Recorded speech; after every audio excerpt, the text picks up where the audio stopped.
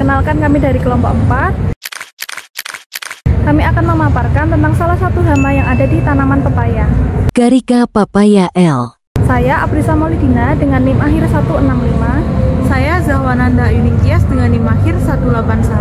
Saya Anita Lestari Junaidi dengan NIM akhir 160. Saya Nuriza Ismana Dahornisa dengan NIM akhir 141. Mari simak video kami. Dadah!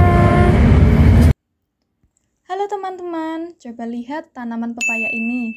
Tanaman ini terserang hama dari filum Mollusca, yaitu bekicot. Mollusca merupakan filum terbesar kedua dalam kingdom Animalia setelah filum Arthropoda. Dapat terlihat dengan adanya bekicot dan kotoran bekicot pada pohon pepaya ini. Bekicot adalah salah satu hama yang menyerang tanaman pepaya dengan cara memakan daun dan bunga pepaya. Klasifikasi dari bekicot yaitu berasal dari kingdom Animalia, filum Mollusca, kelas Gastropoda, famili Acatinidae, genus Achatina, spesies Achatina fulica L. Hama ini memiliki ciri-ciri tubuhnya bersifat lunak dan dapat ditarik ke dalam cangkang.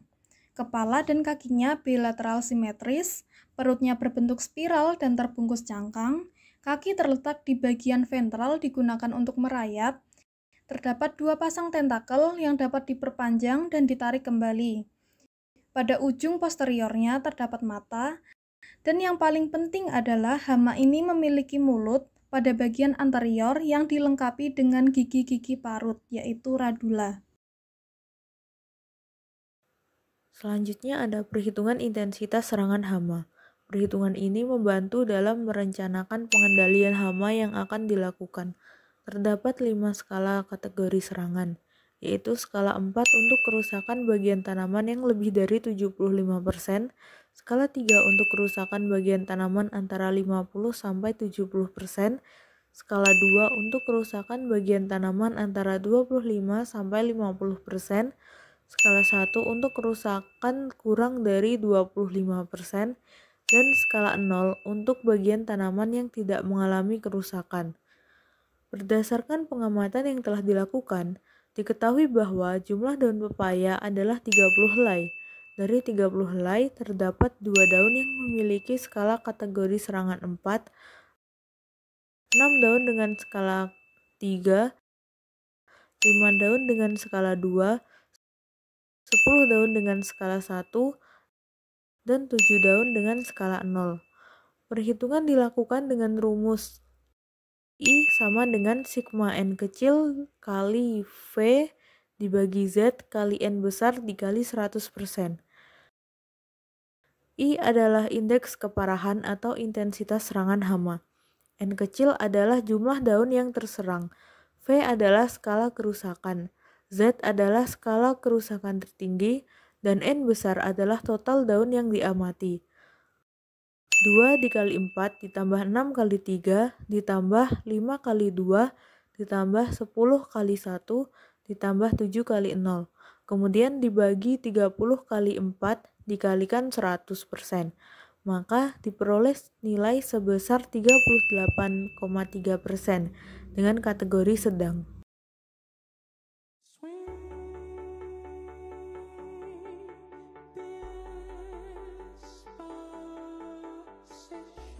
Nah, setelah sudah dijelaskan mengenai penyerangan hama siput terhadap tanaman pepaya, berikut ini merupakan pengendalian yang dapat dilakukan untuk mengurangi atau menghilangkan serangan hama tersebut. Yang pertama, itu kita bisa melakukan sanitasi kebun untuk membersihkan si hama-hama siput yang saat ini tuh masih ada yang masih menyerang tanaman. Lalu yang kedua, kita perlu mengatur drainase untuk memastikan bahwa jalur-jalur keluar dan masuknya hama itu ada, dan kita bisa mencegah masuknya hama lagi melalui mengatur drainase tersebut. Lalu secara kultur teknis, kita juga bisa memasang penghalang atau trapping untuk mengendalikan hama-hama yang sudah ada di tanaman tersebut. Lalu kalau secara biologis kita bisa menggunakan musuh alami. Nah, musuh alami siput ini itu ada bebek, ada ayam.